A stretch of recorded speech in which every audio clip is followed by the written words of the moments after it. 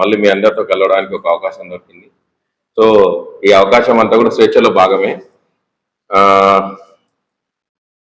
అయితే నిన్న మొన్న మనం చూసినాం కొన్ని డ్రామాలు, ఇక అన్ని జిమ్మిక్లు.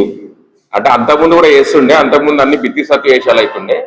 ఇప్పుడు కొత్త అదేంటారు పగటేషగాల నాటకాలు అంటారు చూసిరా, అదేదో ఆ తుపాకి రాముడు వేషాల లాగా అట్లా వేషాలు వేసుకొని ఇప్పుడు కొత్త వేషం కట్టుకొని ఇప్పుడు తిరుగుతున్నారు కొత్త బ్యాచ్. అన్ని పెట్టుకొని అన్ని ఉండి అల్లున్నట్ల శని అన్నట్లుగా వెనకటికి సామెత ఉంటుంది పెద్ద మనుషులు చెప్పినట్టు. అట్లా అరే మంత్రి నీవే ఉంటివి, 5 శాఖలకు మంత్రి ఉంటివి, ముఖ్యమంత్రితో పొద్దున్న లేస్తే ముఖ్యమంత్రి బాత్రూమ్ కోక ముందే నువ్వు ఆడ బాత్రూమ్ కాడ పోయి నిలబడుతుంటే నీ అటెండెన్స్ వేసుకోనికే. ముఖ్యమంత్రి కొడుకు తినక ముందే ఆ ప్లేట్ కాడ పోయి ముందే ఆడ కుర్చీ పట్టుకొని కూర్చున్నట్టువి. అట్లాంటివి నువ్వు 2018లో ఒక మేనిఫెస్టో ఇచ్చినావు. నువ్వు ఇచ్చిన మేనిఫెస్టోలో చూపించిన లెక్కల పనులు కూడా చిల్లపలకాలు వేసినావు, కానీ ఏడ కూడా ₹1 పని చేసినావు. 2018 మ్యాటర్ నేను చెప్తున్నా. 2018 నుంచి 2023 వరకు ఇక ఆయన ఏమంటారు కెమెరాలు పట్టుకొని తిరిగింది కదా మొత్తం. ఇది నేను ఇట్లా చేసినా, ఇది నేను ఇట్లా చేసినా, ఇది నీవు చేయలేరా బాబు? నీకు తెలంగాణ ప్రజలు పెట్టినటువంటి భిక్షతోన, నీకు పాలమూరు ప్రజలు పెట్టినటువంటి భిక్షతోన నువ్వు ఆ పదవిని అనుభవించిన క్రమంలో మా పాలమూరులో ఆర్థిక దోపిడీ చేసి నువ్వు ఒక దొంగలాగా ప్రవర్తించి ఆ పనులు చేస్తున్నట్లు లెక్కలు చూపించి ఆ పనుల కమిషన్ ని 100% కూడా తిన్నటువంటి లెక్కలు ఉన్నాయి కొన్ని. ఇవన్నీ తీసి నువ్వు జీవితాంతం ఏమంటారు కోర్టుకు రోజు తిరిగేటువంటి పరిస్థితులు ఉంటాయి, అన్ని కేసులు అయితే నీ మీద. కానీ మా ముఖ్యమంత్రి గారు, మా జిల్లా మంత్రి గారు, మా ఎమ్మెల్యేలు ఎవరు కూడా కక్షపూరితంగా పోవద్దు. ఏదైతే చట్ట ప్రకారంగా ఏం జరగాలో ఆ విధంగా జరగాలి. సో ఆ రోజు జరిగినటువంటి పరిణామాలని వాటిని చూస్తూనే ప్రజలకు మనము స్వేచ్ఛా పాలన ఇవ్వాల్సినటువంటి బాధ్యత మనకు ఉంది అని చెప్పేసి ఇక్కడ ఈ నియోజకవర్గంలో మా స్వేచ్ఛా పాలన జరుగుతుంది. ఆ స్వేచ్ఛా పాలనలో భాగంగానే గతంలో ప్రెస్ మీట్ పెట్టుకోవడానికి ఎక్కడ అవకాశాలు ఉండకుంటుండే. ప్రెస్ క్లబ్ బంద్, R&B గెస్ట్ హౌస్ బంద్, ఇంకేదన్నా కూర్చొని కుల సంఘాల బిల్డింగ్ల కాడ కూర్చొని మాట్లాడుకోవాలన్నా కూడా అవి కూడా తాళాలు, రెవెన్యూ భవన్ బంద్, సోషల్ మీడియాలో ఏమన్నా మాట్లాడితే అప్పుడే ఇమ్మీడియట్లీ కేసులు, ఇంకా హోటళ్ళల్లో కనీసం బ్యాంకెట్ హాల్ తీసుకొని మాట్లాడదామంటే రిపోర్టర్లకు రాకుండా వాళ్ళకు ఫోన్లు వేసి బెదిరింపులు. ఇది 2023 డిసెంబర్ 3వ తారీఖు వరకు ఉన్నటువంటి స్వేచ్ఛా పాలన. నేడు ఈ స్వేచ్ఛా పాలనలో అందరికీ స్వేచ్ఛగా మాట్లాడుకునే హక్కు ఇచ్చారు కాబట్టి మాజీ మున్సిపల్ చైర్మన్ గారు బయటకు వచ్చి మాట్లాడిను. పాపం ఆయన ఉన్న క్రీడల్లో ఆయన ఏమంటారు పడమటి దిశగా పోయి క్రీడలు ఆడుతుంటాడు కదా, ఆ క్రీడలని ఉత్సాహంతో చూసి ఆ ఉత్సాహవంతమైనటువంటి క్రీడలని ప్రజల్లో తీసుకుపోయేటందుకు ఐక్యంగా ఉన్నటువంటి క్రీడా స్ఫూర్తి కలిగినటువంటి క్రీడా మంత్రి ఆయనకు ఒక పదవి కట్టించిండు. ఎందుకు? కోరమని వెంకటయ్య అనే లాంటి బీసీ నాయకుడిని భూస్థాపితం చేయాలని, ఒక కృష్ణమోహన్ ముదిరాజ్ అనేటువంటి ఒక బీసీ నాయకుడిని టౌన్ లో ఎదగకుండా నాశనం చేయాలని చెప్పి ఒక కొత్త ఒప్పందంలో భాగంగా ఆయన తీసుకొచ్చి ఫ్రేమ్ మీద తీసుకొచ్చి పెట్టిండు. ఒక సులాబ్ కాంప్లెక్స్ ఓపెన్ చేయడానికి కూడా ఆయనకు అర్హత లేనటువంటి పరిస్థితిని తీసుకొచ్చిండే ఆయన ఉన్న 5 సంవత్సరాలలో. ఆయనతో మహా అంటే ఉన్న బూతులు తిట్టనికే, ఆ వచ్చి రాని బూతులు తిట్టనికే మాత్రమే ఆయన పెట్టి ఆయనని అంటే సొంత కులం వాళ్ళ మీద, సొంత ఇంటి మీదే దాడి చేపించేటువంటి పనుల మీద మాత్రమే ఆయన ఉపయోగపడుతుండే ఆయన మున్సిపల్ చైర్మన్ గా ఉన్న హయాంలా. నేనే స్వయంగా ఫోన్ చేసి, అయ్యా నువ్వు మున్సిపల్ చైర్మన్ ఉన్నావు, నీకు తెలియకుండానే నీతో ఉన్నటువంటి ట్యాక్స్ పైసలు దొంగ లెక్కన పోతున్నాయి, నేనే ట్యాక్స్ కట్టినా, నేను 3 సంవత్సరాలు కడితే అక్కడ లెక్క లేదు, ఆ లెక్క ఎక్కడన్నా పోతుంది చూసుకో అంటే, అట్లనా అని చెప్పి ఇమ్మీడియట్లీ శ్రీనివాస్ గారికి ఫోన్ చేసి చెప్పిండు. అది ఆయన చరిత్ర. అంటే అప్పట్లో అట్లా ఉండే, అంటే ఒక మరబొమ్మ లాంటి వాళ్ళ వ్యక్తులను మాత్రమే అప్పుడు పెట్టి నడిపించిండు. ఈరోజు మీకు స్వేచ్ఛ వచ్చింది, స్వేచ్ఛలో మీరు మాట్లాడుతున్నారు. ఈరోజు మీరు మాట్లాడుకుంటూ ప్రతిసారి ఆయన ఉద్యమకారుడు బీసీ నాయకుడు అని అనకండి. అబ్బా, ఇక్కడ తెలంగాణ ఉద్యమం కోసం పనిచేసి ఆ రోజు ఉద్యోగాలు లేక ఈరోజు నిరుద్యోగులుగా, ఆ రోజు నుండి ఈ రోజు వరకు నిరుద్యోగులుగా ఉండి జీవితాలను పనంగా పెట్టి పనిచేసి మేము మా సొంత డబ్బులతో బయటకు వచ్చి పనిచేసినటువంటి ఉద్యమకారులము మాకు బాధ అవుతుంది. ఆయన ఏసీబీ దొంగ, ఏసీబీ కేసులో దొరికినటువంటి రెవెన్యూలో దొరికినటువంటి దొంగ. ఆయనను తీసుకొని మీరు ఉద్యమకారుడు, బీసీ నాయకుడు, ఆయన ఇట్లా అన్నారు. ఆయన తెలంగాణ వచ్చేంత వరకు కూడా ఆయన ఉద్యోగం చేసి జీతం తీసుకున్నాడు, ఉట్టి ఏం లేకుండే. తెలంగాణ వచ్చే రోజు వరకు కూడా ఆయన ఉద్యోగం చేసి ఆయన ఎంటర్టైన్ అయ్యిండు. తెలంగాణ వచ్చినాక 13 మార్చి 2014 ఆయన రాజకీయ పదవి కోసం రాజకీయ పాపం కట్టినటువంటి వ్యక్తి. ఆ రోజు ఆయన ఆయన ఆయన బతుకు చిత్రం ఏం తెలుసా? ఆ రోజు ఇదే రాజేశ్వర్ గౌడ్, ఇదే కోరమనేంగట కార్లకెళ్ళి దిగనన్నారు. నంది హిల్స్ లా, నందినగర్ లా దిగనంటే వాళ్ళని ప్రలోభ పెట్టి వాళ్ళు కాలు మొక్కినంత పనిచేసి వాళ్ళని పార్టీలో చేంజ్ చేసుకొని, అన్నా మీరు లేకపోతే నాకు టౌన్ లో గట్టెంటం లేకుంటది అని చెప్పి ఆడ దిగి, ఆ రోజు ఈయనకు ఆక్సిజన్ ఇచ్చినటువంటి వ్యక్తి అన్వాడల సురేందర్ రెడ్డి. అప్పటికే జెడ్పీటీసీగా ఉన్నటువంటి సురేందర్ రెడ్డి గారు ఈయనకు అవకాశం ఇచ్చి ఈయనను కూడా తీసుకుపోయి మా అన్న అని చెప్పి ఆయనకు ఆ కులాలు మతాలు తేడా లేకుండా ఒక బీసీ నాయకుడిని, ఒక సమర్థవంతమైన నాయకుడు అనుకొని తీసుకొచ్చి ఆయనకు అవకాశం కల్పించి ఆయనకు ఇచ్చిండు. అరే మీకు బతుకునిచ్చిండు కదా అబ్బా, మీకు భవిష్యత్తునిచ్చింది కదా. పాలమూరులో ఎర్ర సత్యమన్న నీకు ఉద్యోగం ఇప్పిస్తే వాళ్ళ కుటుంబాలని ఏమంటారు, ఏం చేసినావు, ఎంత ఎంత నీచంగా చూసినావు, వాళ్ళని ఎంత చిత్రహింసలు గురి చేసినావు అనేది లైవ్ గా మేము చూసినాం. సత్యమన్న వర్ధంతికి జయంతికి బ్యానర్లు కడితే తీసుకుపోయి జడ్చలలో డిసే పోలీస్ ట్రైనింగ్ సెంటర్ లో పెట్టి చిత్రహింసలు గురి చేసినటువంటి సంఘటనలు మా కళ్ళ ముంగట ఉన్నాయి. నీ వీడియో నువ్వు మాకు చెప్తున్నావు, నువ్వు నేనేదో బీసీలకు చేస్తున్నాం, మేము బీసీలతోనే మేము అది చేస్తున్నామని. అరే ఈరోజు ఎంత గర్వకారణము. మన ఊరుకు ఒక విద్యా వ్యవస్థని డెవలప్ చేసుకుంటా మన ఊరిని ఇంతకుముందు ఉన్న దానికంటే మంచి చేసుకుంటూ పోతుంటే నువ్వు ఏదో స్తంభాలు పిల్లర్లు వేసి మొత్తం బిల్లు శాంక్షన్ చేసుకొని మొత్తం బిల్లు తీసుకున్నాయి అన్నిటినీ ఈరోజు తీసుకొచ్చి మొత్తం చేయలే. ఇన్సూరెన్స్ వేసి అయిపోతుండే, దానికి సిమెంట్ వేసి అయిపోతుండే. అంటే చదువుకోలే, జ్ఞానం లేదా మీకు? ఇవే కదా 2018లో చెప్పినావు ఈ లెక్కలన్నీ. ఈ లెక్కలన్నీ నేను చదివితే పాలమూరు ప్రజలందరూ తుప్పతు భూమిస్తారు. ఇవన్నీ ఇవే చేస్తాం మేమంతా నెక్స్ట్ ఈ పని మీద. ఒక రాష్ట్రపతి శౌర్య పథకం ఎవరికి ఇస్తారు తెలుసా? ఇప్పటి వరకు రాష్ట్రంలో ఒక 3కే ఇచ్చిండ్రు.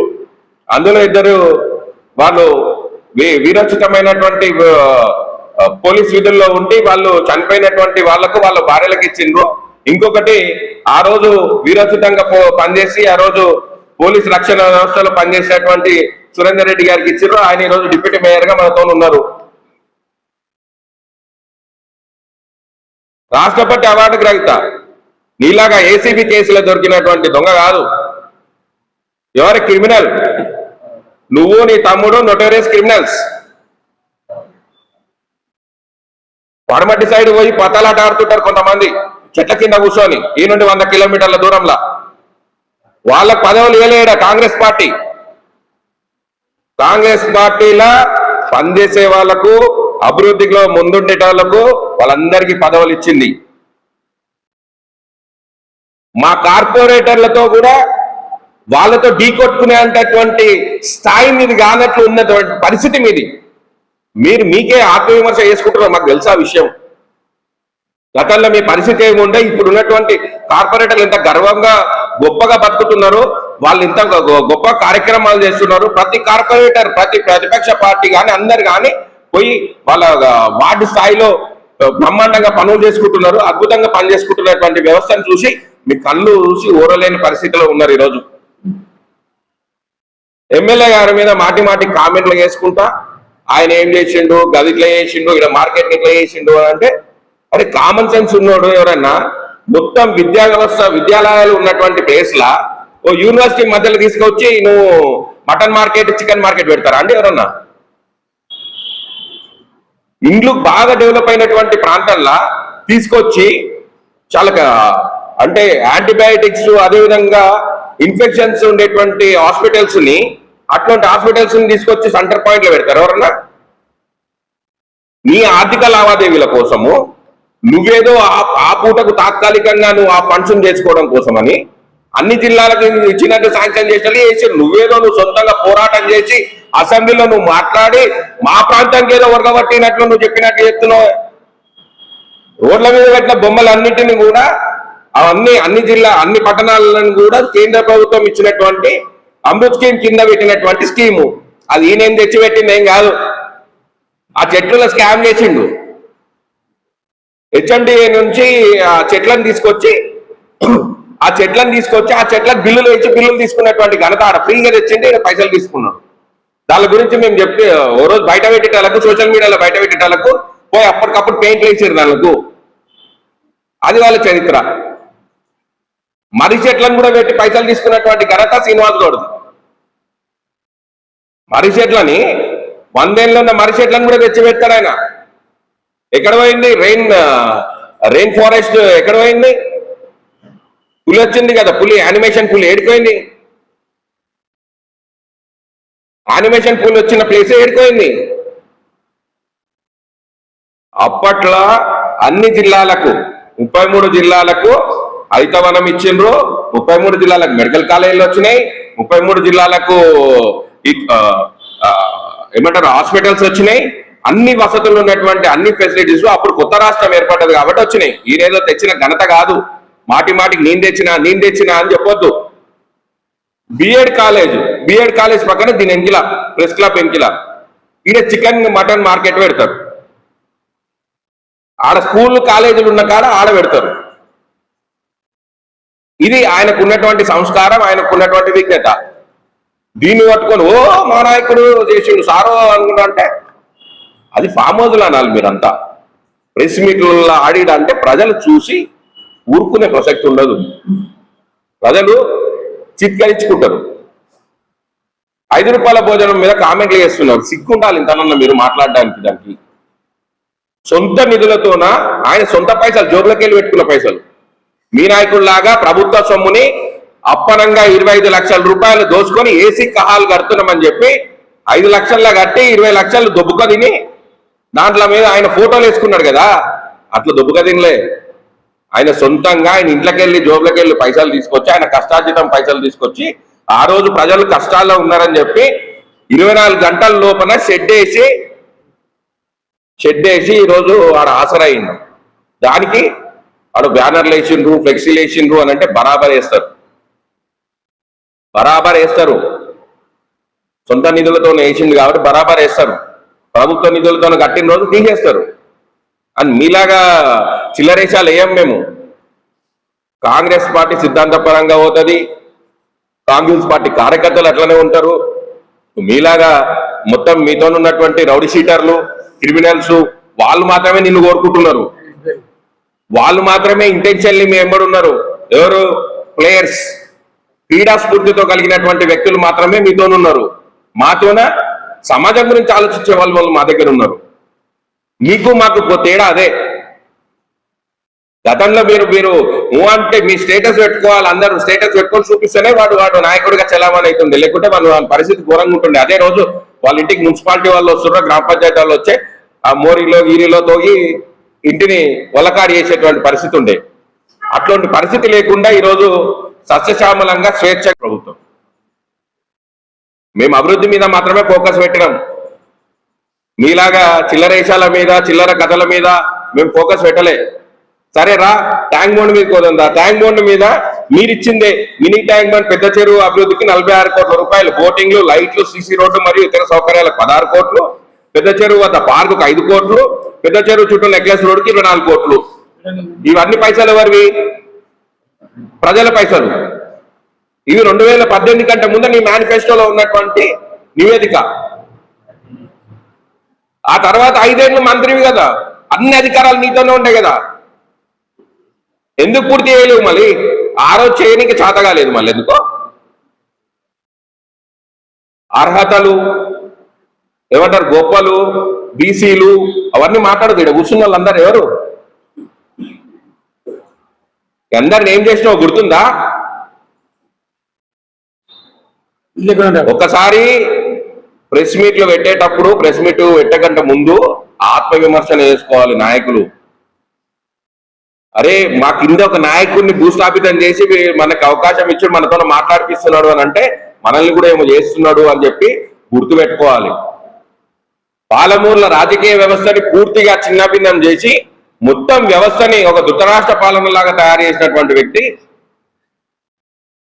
ఈరోజు మీ నాయకుడు. ఇంకొకసారి అభివృద్ధి జరుగుతుంటే అభివృద్ధిని అడ్డుకోవడం కోసం ప్రయత్నం చేయడమో, కొంతమంది చిల్లరలను పెట్టుకొని చిల్లర వేషాలు వేయడానికి ప్రయత్నం చేయడమో ఇట్లాంటివి చేస్తే చట్టం ద్వారా ఏం జరగాలి, చర్యలు జరగాలన్నా చర్యలు జరుగుతాయి. అనవసరంగా మీరు బట్టలు చింపుకొని మామే కేసులు పెడుతున్నారు, మేము ప్రశ్నిస్తున్నాం అంటే ప్రశ్నే ఎవరు ప్రశ్నిస్తున్నారు బాబు?